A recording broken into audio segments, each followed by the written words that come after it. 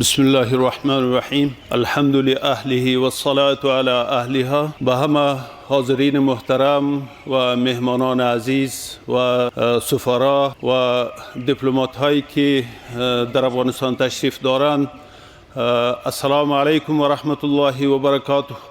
و به همه خوش آمدید میگم.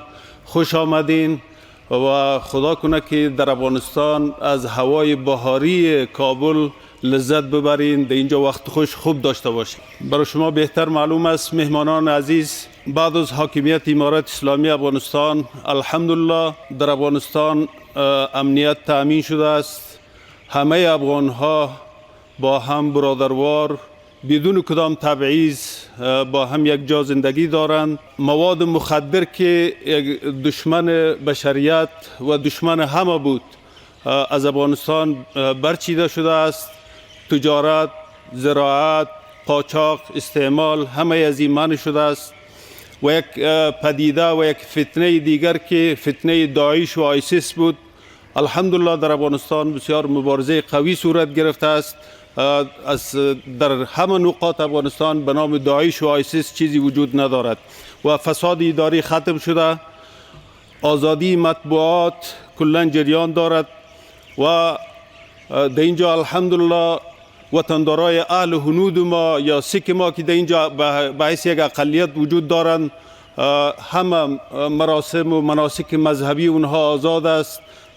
به شکل با امنیت کامل در اینجا زندگی دارند و تداوی معتادان صورت گرفته است و تخمینا 1 میلیون مهاجر در این اواخر در افغانستان به شکل اجباری اخراج شدند و اونا به صورت صحیح مدیریت شده است. با احترام از این فرصت ما برای شما اطمینان میدم که امارت اسلامی افغانستان با همه همسایگان، با کشورهای منطقه و کشورهای فرامنطقه، با همه خواهان روابط مثبت و روابط نیک هستیم و می‌خواهیم که افغانستان یک کشور اقتصاد محور باشد و با امورات داخلی هیچ یکی از کشورها نمی‌خواهیم مداخله داشته باشیم و از دیگرها هم بالمقابل همین چیز می‌خواهیم که در امورات داخلی افغانستان مداخله نداشته باشند. و یک بار دیگر ما کدام حملاتی که در این اواخر کشور همسایه ما جمهوری اسلامی ایران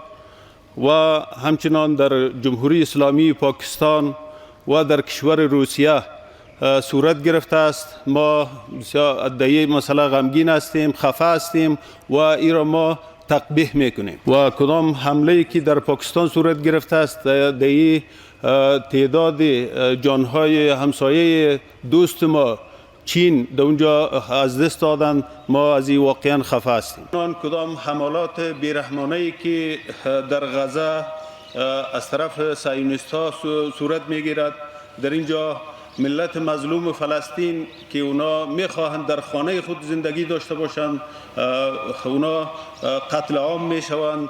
ما ایرا کلا به تمام معنا تقبیح میکنیم. کدام حملاتی که خلاف همه اصول بشری و اصول بین المللی در غزه صورت میگیره، این تمام نظم و قوانین بین المللی را زیر سوال برده است و همچنان یک رویه دوگونه جهان را بر علیه مسائل بین المللی واضح می سازد.